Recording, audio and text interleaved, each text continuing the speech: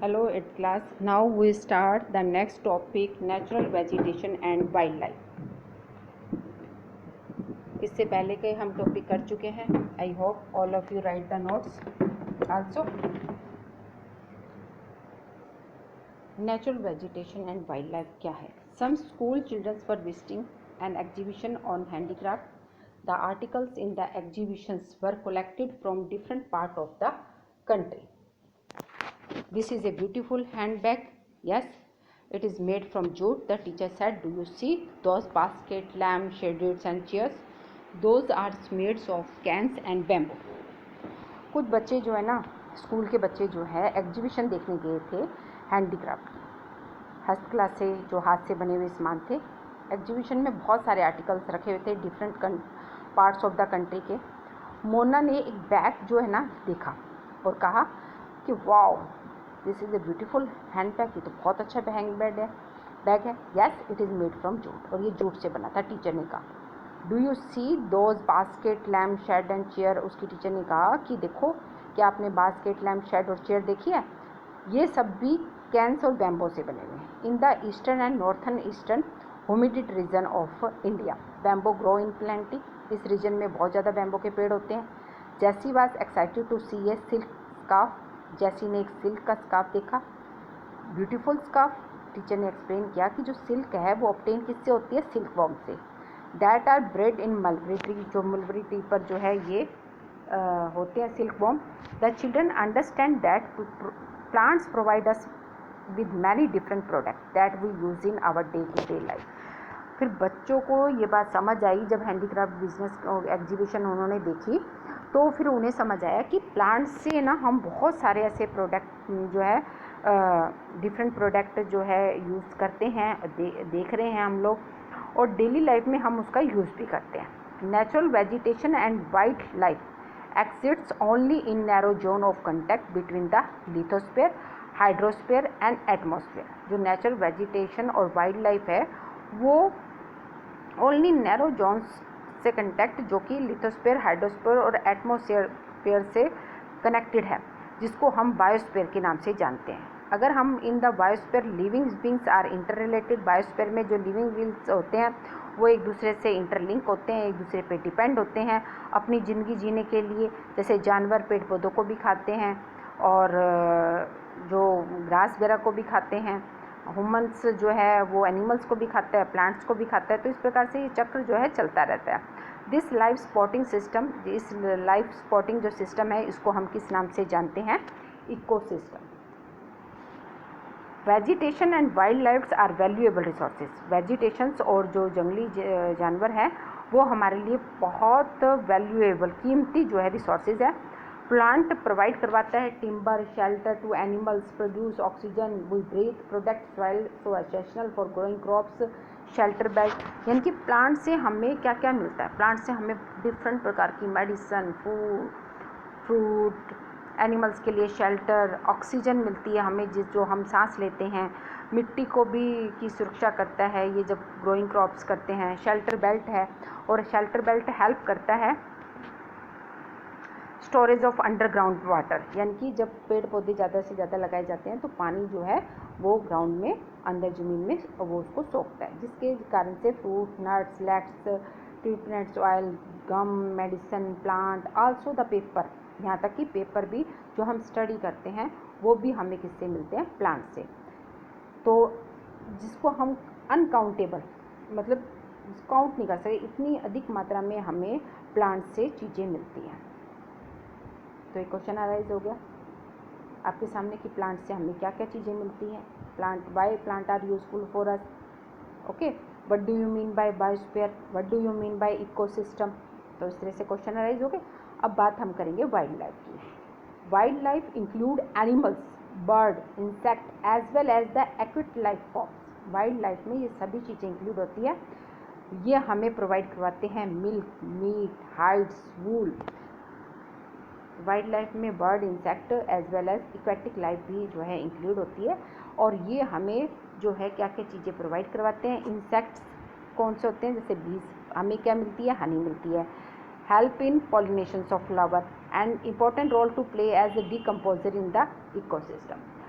Plants, जिस प्रकार plant से हमें डिफरेंट काइंड्स ऑफ प्रोडक्ट मिलते हैं, उसी प्रकार से वाइल्ड लाइफ यानी कि इनसे भी हमें डिफरेंट चीज़ें जो मिलती हैं, ठीक है।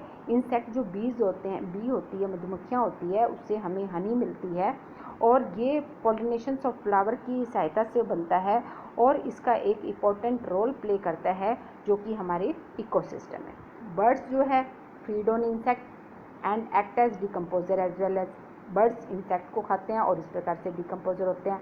वल्चर जो है due to its ability to feed on dead livestock, scavengers consider as a vital cleaner of the environmental, जो हमारे वल्चर्स होते हैं वो मरे हुए जानवरों को खा जाते हैं, तो इसकी वजह से क्या होता है, हमारा इन्वायरमेंट क्लीन होता है। सो एनिमल बिग और स्मॉल, चाहे एनिमल छोटा हो या बड़ा हो, all are integral to maintaining balance in ecosystem. जानवर चाहे छोटा है या बड़ा है, हमारा इकोसिस्टम का बैलेंस बनाए रखता है। तो ये आ गया कि what do you mean by wild life and what is the important role of the wild life in the ecosystem. Okay, different प्रकार की जो है ये हमारा जो इकोसिस्टम का बैलेंस है मेंटेन करके रखता है। अब आता है कि नेचुरल वेजिटेशन डिस्ट्रीब्यूट कैसे हैं, पूरे वर्ल्ड की बात करें, भारत की बात करें तो नेचुरल वेजिटेशन कहाँ कहाँ है। The growth of vegetations depend primarily on the temperature and moisturiser. Vegetation किस पे डिपेंड होता है, टेम्परेचर और मॉइस्चराइजर पे। जिस एरिया का टेम्परेचर और मॉइस्चराइजर जैसा होगा वहाँ उसी प्रकार के पेड़ पौधे हमें मिलते हैं। The major vegetation type of the worlds are grouped as forest, grassland, shrubs and Tundra.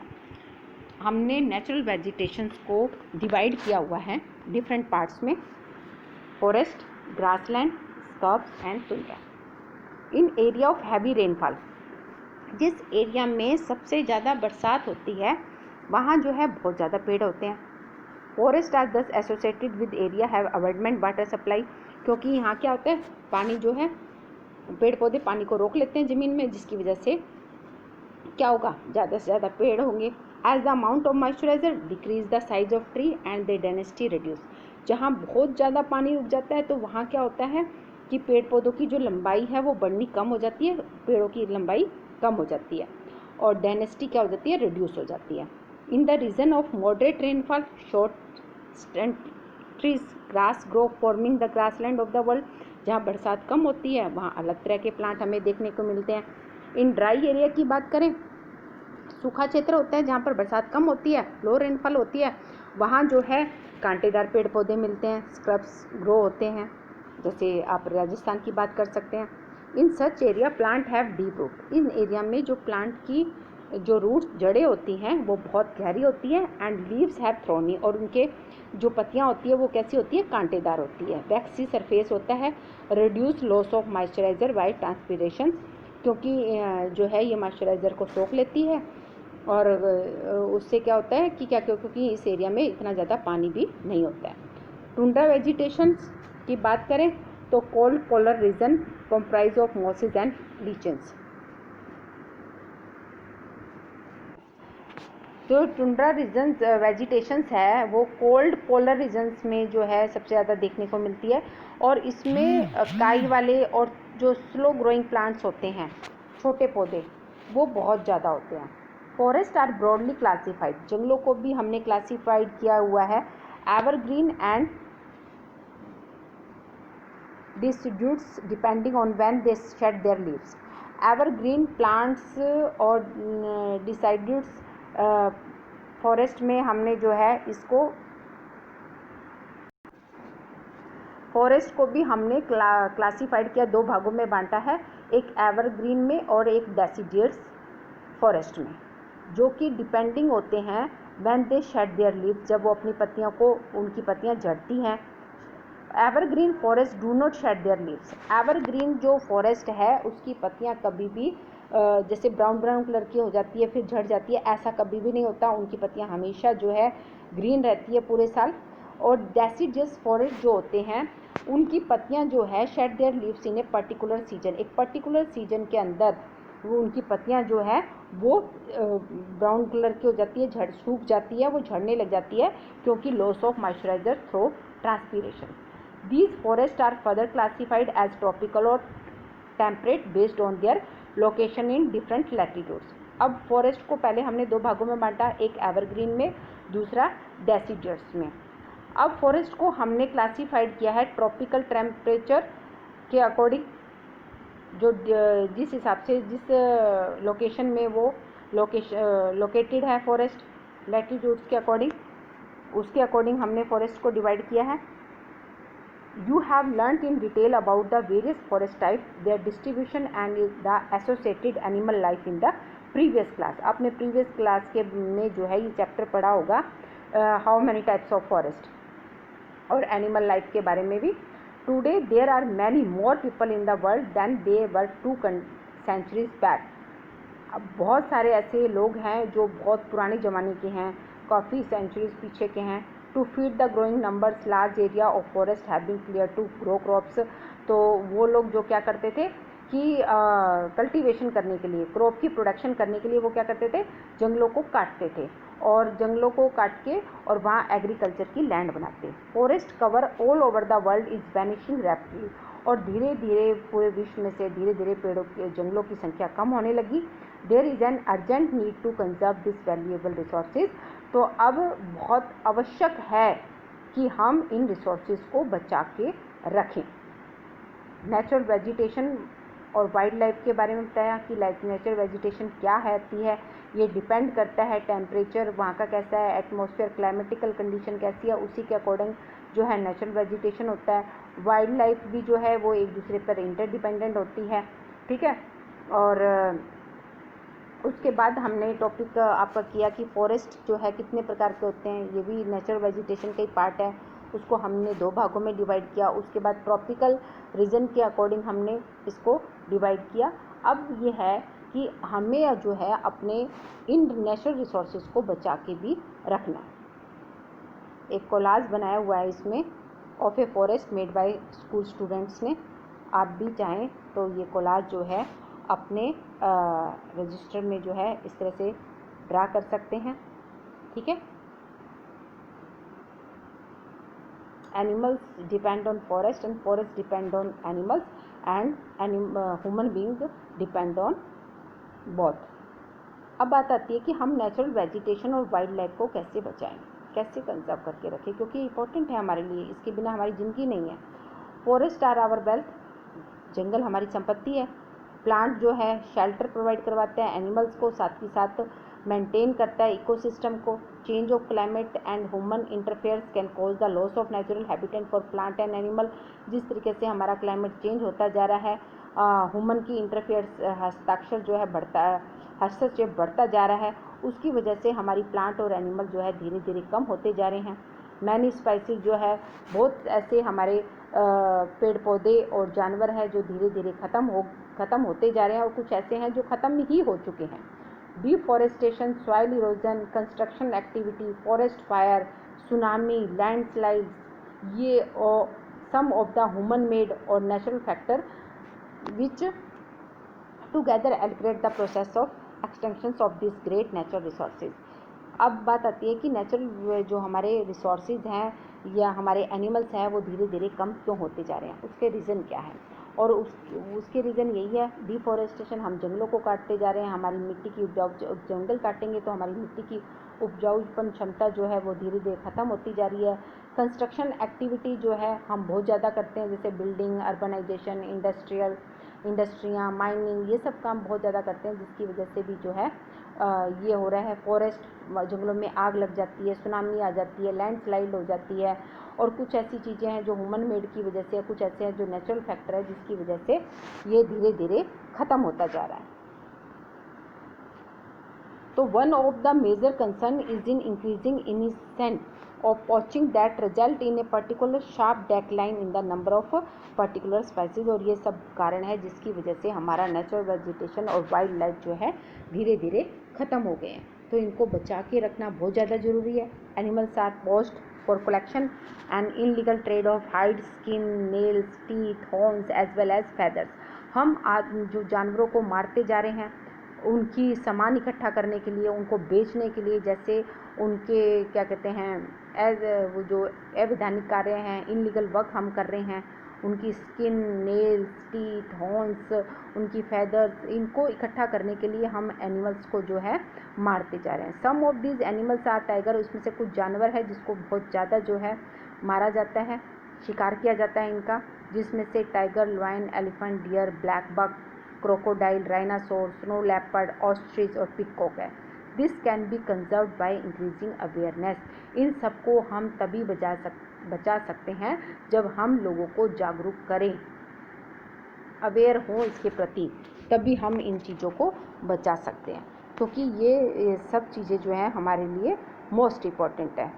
काफ़ी बार अखबार में भी आती है, आप न्यूज़ में भी देखते हैं कि किस तरीके से जो है जंगलों में आग लग जाती है, पेड़ पौधे ख़त्म हो जाते हैं, जंगल जल जाते हैं, जिसकी वजह से इन्वायरमेंट भी जो है पॉल्यूट होता है। लोगों को शिकार करने की इतनी आदत है कि शिकार करके इन जानवरों को मार देते हैं। कुछ इनके सामान बेचने के लिए, जैसे हाथी दांत है, बहुत महंगा बिकता है, इनकी स्किन है, टिथ है, हॉर्न्स है, इनको बेचने के लिए भी जानवरों को ख़त्म करते जा रहे हैं। नेचुरल पार्क, इसको बचाने के लिए सरकार ने बहुत ज़्यादा कदम उठाए हैं, स्टेप्स लिए हैं, जैसे national park, wild life sanctuaries, biosphere reserves जो है नेचुरल वेजिटेशन और वाइल्ड लाइफ को बचाने के लिए ये प्रोजेक्ट सरकार ने शुरू किए। Conservation of creek, lake, wetlands is necessary to save the precious resources from deplantations को रोकने के लिए झीलें, वेटलैंड, इनको बचा के रखना, इनको सही तरीके से मेंटेन करके रखना बहुत ज़्यादा ज़रूरी है। नेशनल पार्क क्या होता है? A natural area design to protect the ecological integrity one और more ecosystem for present and future generation. National park इसलिए बनाए जाते हैं प्रेजेंट और फ्यूचर जनरेशन के लिए, ताकि इकोसिस्टम को मेंटेन किया जा सके। There is a balance in the environment में बैलेंस करने के लिए, if the relative number of species is not distributed, human activity in several parts of the world have distribute the natural habitat of many species due to indiscriminate killing, several birds animals have either become extinct और are on the verge of extension. क्या है कि अगर हम इनकी तरफ ध्यान नहीं देते हैं तो क्या होता है कि धीरे, अगर बैलेंस ऑफ इन्वायरमेंट अगर हम चाहते हैं कि हमारा इकोसिस्टम जो है सही तरीके से बना रहे, तो if the relative number of spices is not disturbed, अगर हम नंबर ऑफ स्पाइसेस को किसी प्रकार से कोई भी तंग ना करें, डिस्टर्ब ना करें, तो और ह्यूमन एक्टिविटी जो हमारी होती है वर्ल्ड के डिफरेंट पार्ट में, तो वो जो है नेचुरल जो हमारे हैबिटेट्स हैं और ऑफ मैनी स्पाइसेस को डिस्टर्ब करते हैं। ड्यू टू इनडिस्क्रिमिनेटेड किलिंग, मतलब कि अंतर्भेद कर जो है हम किलिंग करते हैं, शिकार करते हैं बर्ड्स और एनिमल का, तो उसकी वजह से क्या होता है, ये धीरे धीरे इनकी संख्या जो है कम होती जाती है। अवेयरनेस प्रोग्राम सरकार ने काफ़ी चलाए हैं, जिसमें से awareness programme like forestry and Van Mahotsav, इस प्रकार के प्रोग्राम जो है सरकार ने जो है लॉन्च भी किए हैं अवेयर करने के लिए लोगों को। Should be encourage at the regional and community level, regional level पर और कम्युनिटी सामुदायिक लेवल पर भी सरकार ने ये प्रोग्राम लॉन्च किए। स्कूल में बच्चों को भी जो है प्रोत्साहित किया जाता है कि वो वन महोत्सव बनाएं, ज़्यादा से ज़्यादा पेड़ लगाएं, पेड़ों को ना काटें, जो पेड़ सूख गए हैं उन्हीं को ही काटें, हरे भरे पेड़ों को ना काटें, ठीक है। तो school children should be encourage for bird watching and visiting natural campus so that they appreciate the habitat for varied species. अगर हम स्कूल के बच्चों को जू में लेके जाते हैं, ये बर्ड वाचिंग करवाते हैं, नेचुरल कैंपस दिखाते हैं, तो उससे भी बच्चों में अवेयर आती है। और आप लोगों को स्कूल के द्वारा टूर प्रोग्राम पे, एजुकेशनल टूर पर इस तरह से ले जाया जाता है, ताकि दिखाया जाता है कि ये सब चीज़ें क्या हैं और हम इनको कैसे सेव करके रख सकते हैं। Many countries have pass law, बहुत सारी कंट्रियों ने तो इस पे कानून भी बना दिए हैं। Trades as well as killing of birds and animal are illegal, कि इस तरीके का अगर कोई व्यापार करता है, जानवरों को मारता है, तो ये कानून के तहत गलत है। अगर हम भारत की बात करते हैं, the killing of lion, tiger, deers, great Indian bustards and peacock have been banned, और इस पे बैन लगा दिया सरकार ने कि कोई भी अगर इन जानवरों को मारता है तो उसको जो है सज़ा दी जाती है, जुर्माना भी होता है। And international convention CITES has been establish, एक CITES जो है इंटरनेशनल अंतर्राष्ट्रीय स्तर पर इसको जो है स्थापित भी किया गया है। बहुत सारे एनिमल्स और बर्ड्स की लिस्ट जो है बनाई गई है कि इनको जो है बचा के रखना बहुत ज़्यादा ज़रूरी है, क्योंकि इनकी संख्या धीरे धीरे कम होती जा रही है। Conservation of plant and animal is an इथोलिक ड्यूटी ऑफ एवरी सिटीजन। हर नागरिक का कर्तव्य है कि वो जानवरों को और पेड़ों को जो है बचाए, उनकी सुरक्षा करे, क्योंकि ये सभी के लिए बहुत आवश्यक है। जिस प्रकार से अभी आपने देखा होगा कि कुछ शरारती तत्वों ने जो है एलिफेंट को पटाखे वाला फ्रूट के अंदर पटाखे डाल के खिला दिए थे, जिसकी वजह से उस एलिफेंट की बहुत बुरी हालत हो गई थी और वो मर गया था, और उसके एक बच्चा भी था, होने वाला था, तो वो हथनी जो है मर गई थी। तो देखा ना कि ये बहुत गलत है, और इसके जो है उन लोगों को खोजा भी गया है और उनको सज़ा भी दी गई कि भाई ये कार्रवाई किसने की। और इस तरह से आपने देखा होगा सरकार जो है अलग अलग प्रोग्राम लॉन्च करती रहती है। लोग टीवी पर भी आप देखते हो, न्यूज़पेपर में भी देखते हो, स्कूल में भी आप लोगों को समझाया जाता है कि हमें जानवरों के साथ दुर्व्यवहार नहीं करना चाहिए। अब बात आती है कि CITES है क्या चीज़। ये है conventions of international trade in endangered species of wild fauna and flora. Fauna and flora related to plant and animals, इससे रिलेटेड जो एंडेंजर जोन में है उनको किस तरीके से बचाया जाए, इसके के लिए एक ये ऑर्गेनाइज किया गया है, एक प्रकार से एक संगठन बनाया गया है एज अंतर्राष्ट्रीय स्तर पर। इसमें एक इंटरनेशनल एग्रीमेंट किया गया बिटवीन गवर्नमेंट डिफरेंट कंट्री का, एक दूसरे के साथ समझौता किया गया कि इट एम टू इंश्योर, इसका उद्देश्य क्या था इस संगठन को बनाने के लिए, कि international trade in specimens of wild animals and plant does not threaten their survival, कि अपने फ़ायदे के लिए कोई भी कंट्री जो है एनिमल और प्लांट्स का इस प्रकार से सौदा नहीं करेगी। 5000 स्पाइसीज ऑफ एनिमल और 28,000 प्लांट्स को जो है सुरक्षित किया जाएगा, जैसे bear, dolphin, cacti, corals, orchids, aloes जो है इसके कुछ एग्जाम्पल हैं। ठीक है, तो इस प्रकार आप लोगों को भी ये प्रण लेना चाहिए कि आप ना किसी जानवर को बेवजह जो है हरासमेंट करेंगे, उनको तंग करेंगे, ना पेड़ पौधों को, जो पेड़ पौधे सूख गए हैं सिर्फ उन्हीं को काटेंगे, हरे पेड़ पौधों को आप नहीं काटेंगे, नहीं तोड़ेंगे, और ज़्यादा से ज़्यादा पेड़ लगाएंगे, ताकि हम अपने इन्वायरमेंट का इकोसिस्टम बैलेंस में ला सकें। अगर हमने ऐसा नहीं किया तो इन द फ्यूचर हमें बहुत बड़ी प्रॉब्लम क्रिएट हो सकती है। तो इस प्रकार से आज का ये चैप्टर आपका land, soil, natural vegetation and wild life, second chapter in geography complete हो चुका है। आप पूरी वीडियो को पहले हर पार्ट को ध्यान से सुनेंगे और उसके बाद आप ये MCQ सॉल्व करेंगे। टिक the correct answer. First, which one of following is not a factor of soil formation. कौन सा ऐसा फैक्टर है जो सॉइल फॉर्मेशन में हेल्प नहीं करता है। Which one of the following method is most appropriate to check soil erosion of steep slope. Which one of following is not in the favour of conservation of nature. फिर match up करेंगे आप।